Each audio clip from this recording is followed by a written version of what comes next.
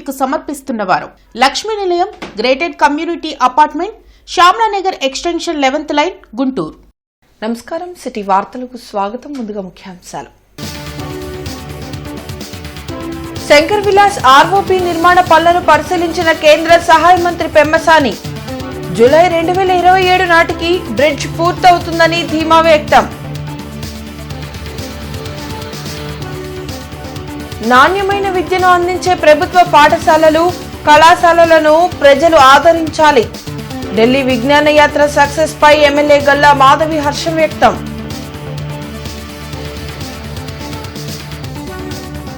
రోజ్గార్ మేళాలో 87 మందికి రిక్రూట్మెంట్ లెటర్లు అందించిన కేంద్ర మంత్రి పెమ్మసాని చంద్రశేఖర్.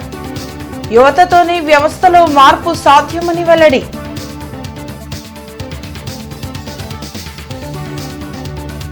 దివ్యాంగులు, ఉద్యోగులు, ఎస్సీ ఎస్టీల ప్రత్యేక గ్రీవెన్స్ నిర్వహించిన కలెక్టర్ సాయికాంత్ వర్మ.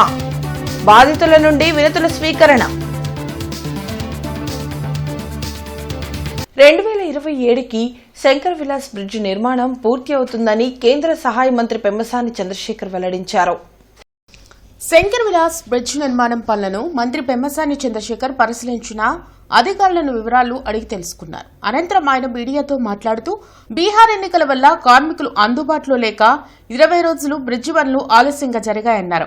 ఇప్పటి నుండి బ్రిడ్జి పనులు 70 మంది కార్మికులతో పనులు శరవేగంగా జరగనున్నాయన్నారు. ఇప్పటి వరకు మొత్తం 6 పిల్లర్ల క్యాప్స్ పెట్టారని, వర్షాకాలం సమయానికి 30 పిల్లలకు ఫౌండేషన్ పనులు పూర్తవుతాయన్నారు. జగన్ వ్యాఖ్యలను పట్టించుకోవాల్సిన అవసరం లేదన్నారు. కార్యక్రమంలో కమిషనర్ కె మయూర్ అశోక్, మాజీ మేయర్ కోవెలమూడి రవీంద్ర, ఇతర ఉన్నతాధికారులు పాల్గొన్నారు. ఈ ఫౌండేషన్స్ తో పాటు ఇప్పుడు మీరు చూస్తే 3 పిల్లర్ క్యాప్స్ అయినాయి. ఇటు ఒక 3 ఈరోజు మళ్ళీ స్టార్ట్ చేయబోతా ఉన్నారు. వీటితో పాటు ఇప్పుడు మొన్నటి వరకు మనకి ఒక 20 రోజులు వర్క్ లేట్ అయింది.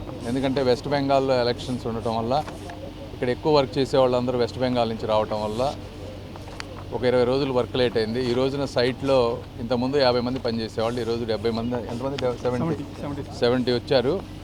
ఇంకొక వారం రోజుల్లో ఇంకొక 30 to 40 వస్తారు కదా. మినిమం 100 మెంబర్స్ ఉండే విధంగా చూసుకొని, ఎండలు కూడా ఎక్కువ ఉన్నాయి, మార్నింగ్ ఈవినింగ్ షిఫ్ట్స్లో సాధ్యమైనంత తొందరగా ఇది కంప్లీట్ చేసే విధంగా ప్రయత్నం చేస్తాం. ఇంకా కొన్ని ల్యాండ్ అక్కడెక్కడైతే షాప్స్ ఉన్నాయో వాళ్ళందరికీ కొంచెం ల్యాండ్ ఎక్విజిషన్ కూడా అయిపోతుంది. పిఎన్ ఇచ్చేసారు. అది కూడా ఇంకొక 1.5 monthలో కొలిక్కి వస్తుంది ల్యాండ్ ఎక్విజిషన్ కూడా. అయితే అది బ్రిడ్జికి ఏమి అడ్డంకు కాదు, కానీ పక్కన సర్వీస్ రోడ్లకి వీటికి ఇబ్బంది అవుతుంది. ఇంటర్నెట్ చరిత్రలో సంచలనం సిటీ బ్రాడ్బ్యాండ్. ఇప్పుడు ఇంటింటికి ఇంటర్నెట్, సిటీ నుంచి గ్రామం వరకు అదే స్పీడ్. మీరు ఈ రోజే సిటీ బ్రాడ్బ్యాండ్ కుటుంబంలో చేరండి. 10వ తరగతి పరీక్షా ఫలితాల్లో అత్యధిక మార్కులు పొందిన 100 మంది విద్యార్థులను తన సొంత ఖర్చులతో విజ్ఞాన విహారయాత్ర చేయిస్తానని ఇచ్చిన హామీని నెరవేర్చామని ఎమ్మెల్యే గల్లా మాధవి వెల్లడించారు. శ్రీనివాసరావుపేటలోని టీడీపీ కార్యాలయంలో జరిగిన మీడియా సమావేశంలో ఎమ్మెల్యే గల్లా మాధవి మాట్లాడారు. మంత్రి లోకేష్ తీసుకొచ్చిన 100 రోజులు యాక్టివ్ ప్లాన్ 10వ తరగతిలో ఉత్తమ ఫలితాలు రాబట్టడానికి ఉపయోగపడిందన్నారు. లోకేష్ కార్యాచరణ స్ఫూర్తితో మంచి ఫలితాలు పొందిన 100 మంది విద్యార్థులను ఢిల్లీలోని ఎర్రకోట, ఇండియా గేట్, పార్లమెంట్, రాజ్యసభ లాంటి పలు ప్రాంతాల పర్యటనకు తీసుకువెళ్లామని చెప్పారు. కేంద్ర మంత్రి పెమ్మసాని సహాయంతో ఉపరాష్ట్రపతి రాధాకృష్ణతో విద్యార్థులకు ప్రత్యేకంగా సమావేశం ఏర్పాటు చేయడం సంతోషంగా ఉందన్నారు. గడ్డిమందు నిషేధంపై అసెంబ్లీలో మాట్లాడానని, దానికి స్పందించిన ప్రభుత్వం గడ్డిమందును నిషేధించడం గొప్ప విషయమన్నారు. ఈ కార్యక్రమంలో పాఠశాల విద్యార్థులు, టీడీపీ నాయకులు పాల్గొన్నారు. ప్రైవేట్ స్కూల్స్ కి ధీటుగా మన గవర్నమెంట్ స్కూల్స్ కూడా ఉన్నాయి అని నిరూపించాలి అని చెప్పి గౌరవ లోకేష్ గారు ఒక 100 days యాక్షన్ ప్లాన్ చేశారు. చేసి 10వ తరగతి పిల్లల మీద పూర్తిగా ఫోకస్ చేస్తూ ఈ 100 రోజుల పాటు పిల్లల యొక్క ప్రతిభని మరింత పెంచే విధంగా, ముందుగానే బాగా చదువుకున్న పిల్లలు ఇంకాస్త ప్రోత్సాహం కానివ్వండి, ఇంకాస్త మెరుగైన వాళ్ళకి సహకారాలు కానివ్వండి అందిస్తే మంచి రిజల్ట్ వస్తుంది అని నమ్మి 100 days యాక్షన్ ప్లాన్ చేసి, అందులో సాయంకాలం పూట ప్రత్యేకమైన క్లాసులను నిర్వహిస్తూ వారికి అనేక సమస్యల మీద, అదే విధంగా ఎన్నో అనుమానాల మీద ప్రత్యేకమైన టీచర్లను పెట్టి వాళ్ళకి పరీక్షలో ముందుకెళ్లి ఉత్తీర్ణత వచ్చేలాగా చేశారు నారా లోకేష్ గారు. ఇది ఏ స్థాయిలో అంటే ఒక 100 రోజుల్లో యాక్షన్ ప్లాన్ చేయాలి అని చెప్పి స్కూళ్ళకి, టీచర్లకి, ప్రిన్సిపల్ కి ఆర్డర్ ఇవ్వడమే కాకుండా ప్రతి డిస్ట్రిక్ట్ కలెక్టర్ కి కూడా ఈ ప్రోగ్రామ్ ని అటాచ్ చేసి వాళ్ళతో కూడా అత్యున్నత స్థాయి కార్పొరేట్ వైద్య సేవలు ఇప్పుడు అందరికీ అందుబాటులో. అత్యాధునిక పరికరాలతో అత్యున్నత స్థాయి వైద్య సేవలు అందిస్తున్న hospital Andhra prime hospital. Guntur railway మహల్లో జరిగిన రోజ్గార్ మేళా కార్యక్రమాన్ని కేంద్ర సహాయ మంత్రి పెమ్మసాని చంద్రశేఖర్ జ్యోతి ప్రజ్వలన చేసి ప్రారంభించారు. రైల్ మహల్లో జరిగిన రోజ్గర్ మేళా కార్యక్రమంలో DRM Sudesh Nasen, MEPMA PD Vijayalakshmi, DEO Saleem Basha ఇతర ఉన్నతాధికారులు పాల్గొన్నారు. ఈ సందర్భంగా మంత్రి పెమ్మసాని మాట్లాడుతూ రోజ్గార్ మేళా ద్వారా దేశవ్యాప్తంగా 51,000 మందికి రిక్రూట్మెంట్ లెటర్లు ఇస్తున్నామన్నారు. గుంటూరులో 87 మందికి రిక్రూట్మెంట్ లెటర్లు ఇస్తున్నామన్నారు. ప్రధాని మోడీ ఒక లక్ష్యంతో పనిచేస్తున్నారని అన్నారు. కూటమి ప్రభుత్వం అధికారంలోకి వచ్చాక 10,000 కోట్ల రూపాయలు రైల్వే బడ్జెట్ ను ఏపీకి కేటాయించడం జరిగిందన్నారు. నేషనల్ హైవేస్, రైల్వే స్టేషన్స్ అన్ని డెవలప్ చేస్తున్నామన్నారు. అనంతరం 87 మందికి రిక్రూట్మెంట్ లెటర్లు అందించారు. ఇంతటి యువత ఉన్నటువంటి భారతదేశం, ఈ భారతదేశానికి ఎక్కువ మంది భారం అవ్వకూడదు. మీరుండే స్కిల్, మీరు చేసేటువంటిదే ఈ భారతదేశాన్ని ముందుకు తీసుకెళ్ళినా, ఆపేసినా, వెనక్కి తీసుకెళ్ళినా కూడా జరిగేటువంటిది. ఇవన్నీ ఎందుకు చెప్తున్నాం అంటే, ఇప్పుడు నేను కూడా రాజకీయ వ్యవస్థలో వచ్చాను.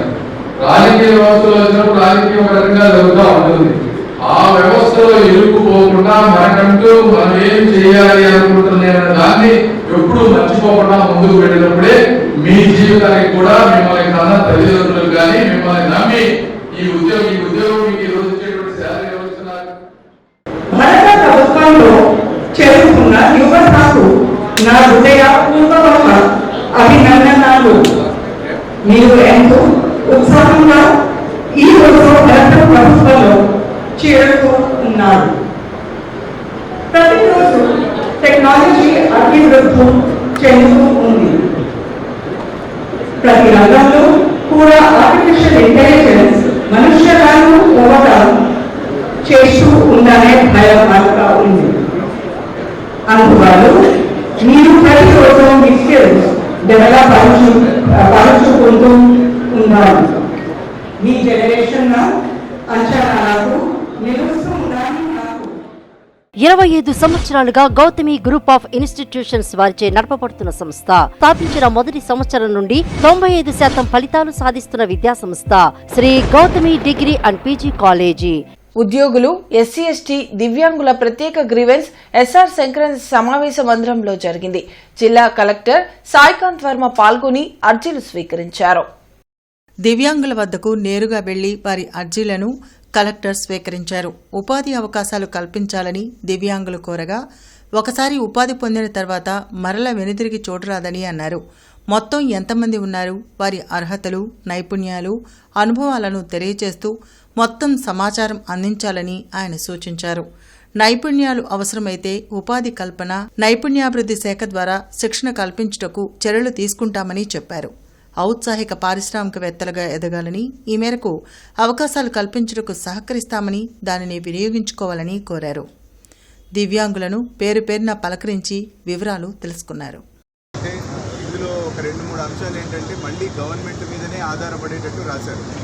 అలా కాకుండా ఇప్పుడు మీరు ఇండస్ట్రీస్ చెప్పారు. ఇండస్ట్రీస్లో ఏ యాక్టివిటీ చేయగలుగుతారు, ఏం యాక్టివిటీస్ మీరు ఒకటి నేను చెప్తాను చూడండి.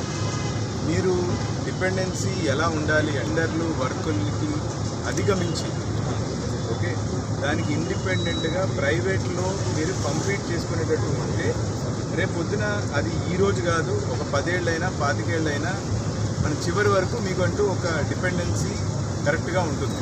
అది నేను ఏదో ఒకటి వాహనదారులకు మరోసారి షాక్ తగిలింది. పెట్రోల్, డీజిల్, సిఎన్జి రేట్లు మళ్లీ పెరిగాయి. లీటర్ పెట్రోల్కు 87 పైసలు, డీజిల్పై 91 పైసలు పెంచుతూ ఆయిల్ కంపెనీలు నిర్ణయం తీసుకున్నాయి. అలాగే సిఎన్జి కేజీకి రూపాయి పెరిగింది. పెంచిన ధరలు ఈ ఉదయం నుంచి అమల్లోకి వచ్చాయి.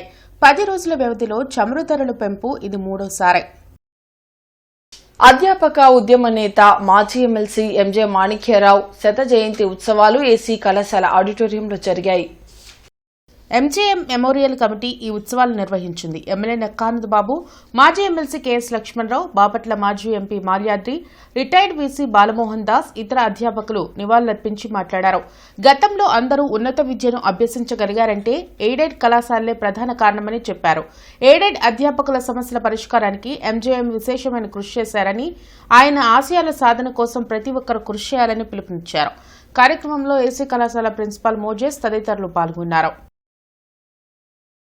నీలిమా నీకు బ్రేస్లెట్స్ అవి ఉన్నాయో తెలియవమ్మా, నువ్వు రూబీ మా తాతగారిని పెట్టుకో. Rubies represent power, love and passion. అసలైనదో కాదో తెలుసుకోవాలంటే గీత పెడితే గీతలు పడవండి. అటువంటి వాడు మాణిక్యరావు. మాణిక్యాలు చాలామంది ఉన్నారు. గుడి మాణిక్యం నరసింహారావు గారు. అంటే మనుషులు అనేది పడుతుంటాం, వెళ్తుంటాం, కానీ వారు అందించినటువంటి స్ఫూర్తి, వారు చూపించినటువంటి బాట మనం ఎప్పటికప్పుడు నెమరు వేసుకుంటూ ముందుకు పోవాల్సిన అవసరం ఉంటుందని నేను భావిస్తున్నాను. మీరందరూ కూడా ఇక్కడ చేసిన ప్రతి ఒక్కరిలో కూడా వారి స్ఫూర్తి కనబడతాను. ఎందుకంటే వారి గురించి నేను వచ్చే మనం చూశాను. ఎస్సీ కాలేజీలో కానీ వారు చదువుకున్నారు, ఎస్సీ కాలేజీలో చదువుకున్నారు, పనిచేశారు.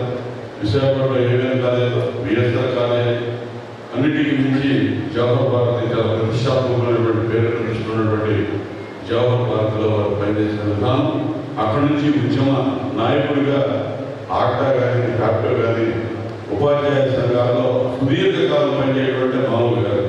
నాకు తెలిసి మామూలు రాజకీయాల్లో రెడ్డి రావచ్చు, కానీ ఉపాధ్యాయ నాయకుడిగా ముందుకు పోవడం అంటే 4 అడుగులు ముందుకెళ్తే 4 అడుగులు వెనక లాగుతూ ఉంటారు. పెట్రోల్ పై 31 రూపాయలు, డీజిల్ పై 22 రూపాయలు ట్యాక్స్ వేసింది సీఎం చంద్రబాబు కాదా అని ఎమ్మెల్సీ అప్పిరెడ్డి ప్రశ్నించారు. తాడేపల్లిలోని వైసీపీ కేంద్ర కార్యాలయంలో ఎమ్మెల్సీ అప్పిరెడ్డి మీడియాతో మాట్లాడారు. ఇంధన ధరలను పెంచి చంద్రబాబు ప్రజల నడ్డి విరిచారని మండిపడ్డారు. తమది ప్రజాపాలన అని గొప్పలు చెప్పుకోవడం తప్ప కూటమి ప్రభుత్వం ఆచరణలో చేసింది ఏమీ లేదని విమర్శించారు. ఇంధన ధరల పెంపుతో నిత్యావసర వస్తువుల ధరలు పెరిగిపోయాయని, ప్రభుత్వం వెంటనే స్పందించి సామాన్యులకు ఊరట కల్పించేలా చర్యలు చేపట్టాలని అప్పిరెడ్డి డిమాండ్ చేశారు.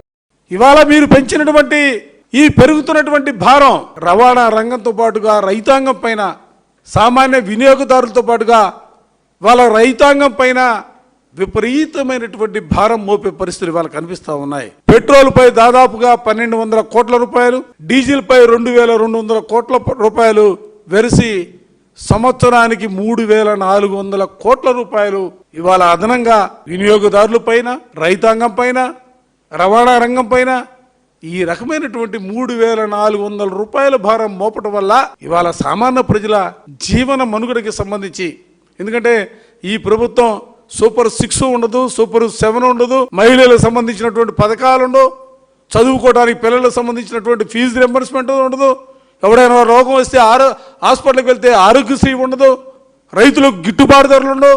ఈ ప్రభుత్వం అధికారంలోకి వచ్చిన తర్వాత అన్ని రంగాల్లో కూడా ఘోరమైనటువంటి వైఫల్యం చెందినటువంటి పరిస్థితులు. గుంటూరు జిల్లాలో ఉష్ణోగ్రతలు రికార్డు స్థాయిలో నమోదవుతున్నాయి.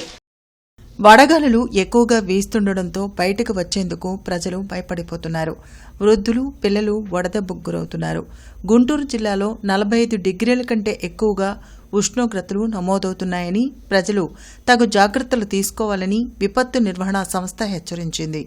ప్రజలు అవసరమైతే తప్ప బయటికి రావద్దని అధికారులు సూచించారు.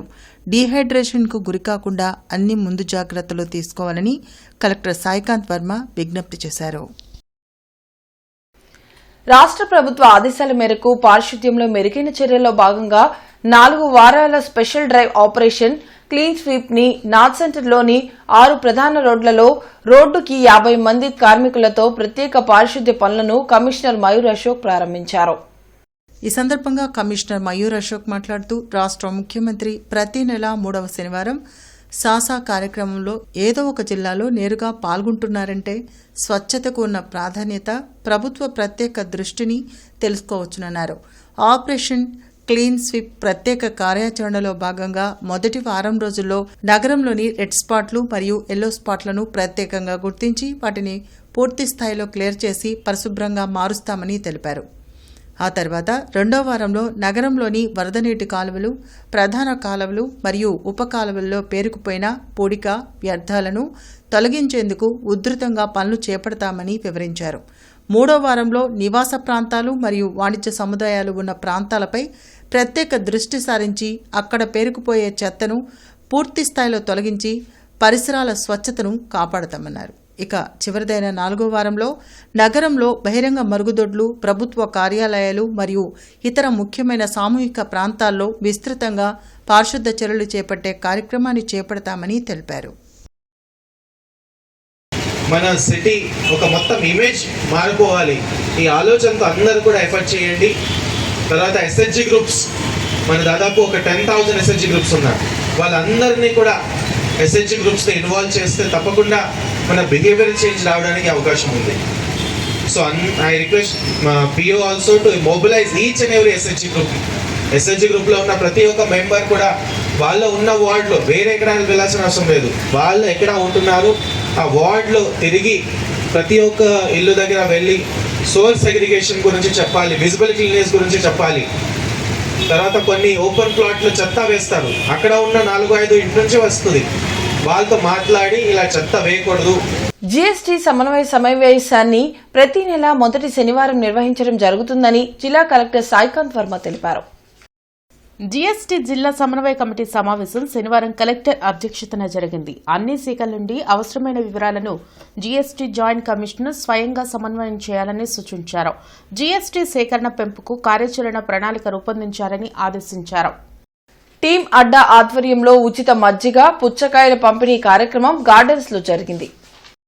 వైఫై మాల్ సెంటర్లో గత 5 సంవత్సరాలుగా వేసవి కాలంలో మజ్జిగ పంపిణీ చేస్తున్నామని నిర్వాహకులు తెలిపారు. ఈ కార్యక్రమంలో బండ్రెడ్డి అజయ్, తాడిపోయిన కేశవ్, ఆలపాటి చేతన్, చేజర్ల సాయి, గద్దె కుబేరేశ్వర్, బండ్రెడ్డి చెర్రినాయుడు తదితరులు పాల్గొన్నారు.